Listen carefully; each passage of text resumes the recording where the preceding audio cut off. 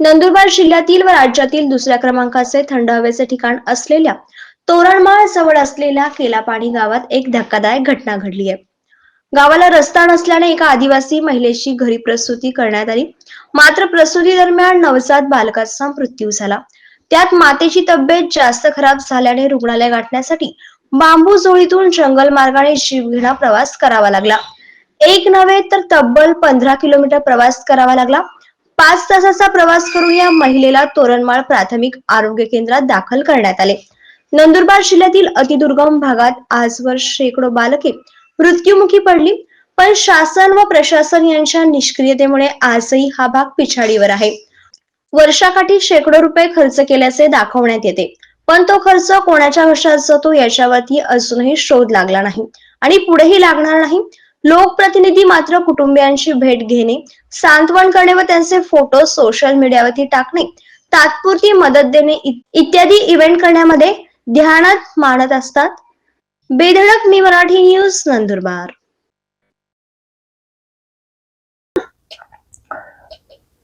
मी खुंबाई वसावे आहे आणि केलापाणीचं आपलं तोरणमाळच्या खालच्या बाजूला केलापाणी या गावातील आहे।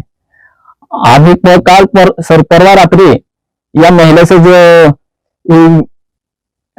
परिस्थिती झाली होती रात्री, म्हणजे रात्री अचानक त्यांना हे त्रास व्हायला लागला आणि रात्री 12 वाजेला त्यांना हे डिलिव्हरी झाले होते आणि परिस्थिती दरम्यान बाळाचा मृत्यू झाला होता आणि त्यांना खूप त्रास होता, म्हणून त्यांना तरी रात्रात आले आणि सकाळी त्यांना जास्त त्रास व्हायला लागला। मग परत त्यांना आम्ही दवाखान्यात घेऊन गेलो आणि दवाखान्यात जाताना आम्ही बांबूची जोडी घेऊन गेलो। 4-5 लोकांनी गोळ्या केल्या आणि बांबूची जोडी तर आपल्या केला पाणी ते कालापाणी अंतरपर्यंत आम्ही घेऊन गेलो। 15 किलोमीटर अंतर आहे आणि तो रस्ता एवढा बिकट की त्यांना जर थोडंसं पाय जर घसरलं तरी त्यांना पाय घसरलं की दोरीत जायला हे होतं आणि पडलं तर जास्त मृत्यू झाला असता मातेची आणि ते जेव्हा जरा जडी बांधले त्यांना सुद्धा हे भीती होती। मोठी जीव घालून घेऊन गेलो आम्ही तिथपर्यंत आणि एवढं अंतर कापून आम्ही मुख्य रस्त्यापर्यंत घेऊन गेलो। तिकडे ते रस्त्यावर ठेवलं त्या महिलेला, त्या मातेला ठेवलं आम्ही आणि तिकडे तोरणमाळला अँब्युलन्स घ्यायला गेलो आणि मग त्या महिलेला तिकडे तोरणमाळ आरेश आपलं हॉस्पिटलमध्ये घेऊन गेलो, तिकडे भरती केले।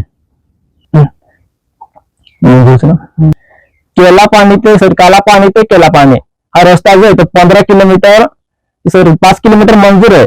आमदार केसी पाडवी यांनी हा रस्ता मंजूर करून दिला आहे, माजी आमदार, आणि तो रस्ता आजपर्यंत ठप्प आहे, पेंडिंग मध्ये। 25 जानेवारी 2024 रोजी हा भव्य रस्त्याची भूमिपूजन करण्यात आले होते, तरी देखील या रस्त्याचे आजपर्यंत काही काम केलं नाही। 1 वर्ष उलटून गेलं, 1 वर्ष होऊन 1 महिना झाला, तरी देखील त्या रस्त्याची कोणीच हालचाल करत नाही, कोणते अधिकारी येत नाही आमच्यापर्यंत, ठेकेदार येत नाही, कोणीच नाही। त्यामुळे ही घटना घडली। जर रस्ता काही झाला असता तर ही घटना आज पाहायला मिळाली नसते आपल्याला रस्त्याला। आणि मंजुरी दिली आपल्याला 5 किलोमीटर दिलंय आणि आम्ही 31 तारखेला आम्ही नंदुरबारला गेलो, कलेक्टर ऑफिसला पण निवेदन देण्यात आले आणि मुख्य कार्यकारी अधिकारी यांना सुद्धा निवेदन देण्यात आलंय आणि तरी देखील त्याच्यावर काही हे केलं नाही अजून।